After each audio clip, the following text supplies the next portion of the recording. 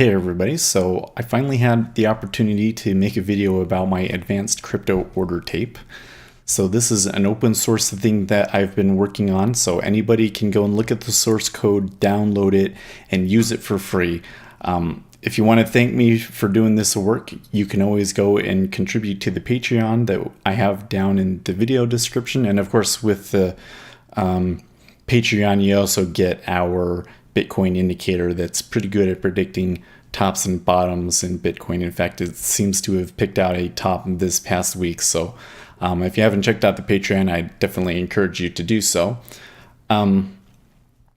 Just walk you through how to set the order tape up and how to use it and what the unique features are. So first of all, you can just download it here from the GitHub. I'll have the link in the video description, of course. And when you download it, you just download this as a zip file.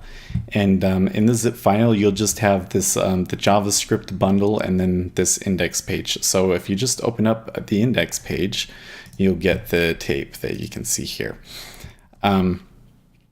So there's a couple of features here that are really important. The first one that you should look at is the fills. So what happens is the exchange will send us match orders, and let's say that there's like 50 people sitting at 9,000 offering, they want to sell at 9,000, and then somebody comes in and he decides to buy all of the Bitcoin that are being offered.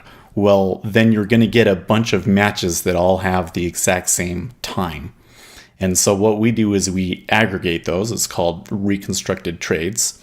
And we can see here, for instance, that this buy right here filled 5 different limit orders. So this is important because it gives you an idea of how much liquidity that order actually ate up.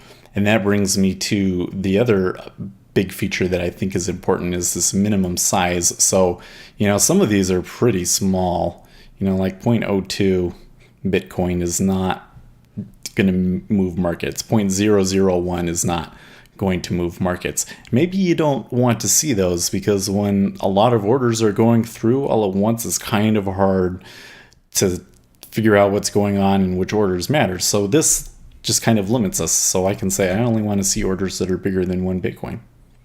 It's pretty good. So we can see that at the moment, at least, the big orders look to be sell orders here. Somebody sold 4 Bitcoin. And when we're really selling down, oh my gosh, it's so crazy. You have to watch the markets with this thing. When we're going down, you will see 50 Bitcoins at a time come in and sell the market. It's absolutely nuts. I really think that people would trade differently if they were watching this because when you come in and you see all of the buyers come in, you have to wonder, what are these people thinking? Because you'll see like big lots, 50 lots sell, and then a bunch of people, smaller traders coming in trying to buy it back up, and then it just gets smacked down again. So yeah, important feature. And then the other thing that I have here is this cumulative delta. So I talk about cumulative delta a lot. And basically what it is we take the size of every buy order. So for instance, this was 4 and this was 1.9, and we add all of those together. And then, we add this 1. So it's basically all of the buy sizes minus all of the sell sizes. And you can see them right here. So here's the buys. We have, since I've started this tape, we've seen 8 Bitcoin worth bought and 14 Bitcoin worth sold. And then the net is -7. And this little meter can kind of give you a good idea of, what the balance is, So if we really see that balance tip over, that could be an indication that we're moving into some trending action, right?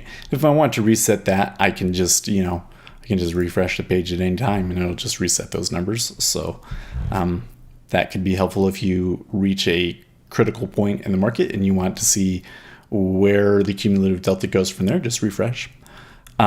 You can also change the instrument. So right now, this only works for GDAX, but I do have all of the different GDAX instruments. So just here, I have an Ethereum one up and running, right? And you can just open up different tabs, and have all of the different instruments that you want.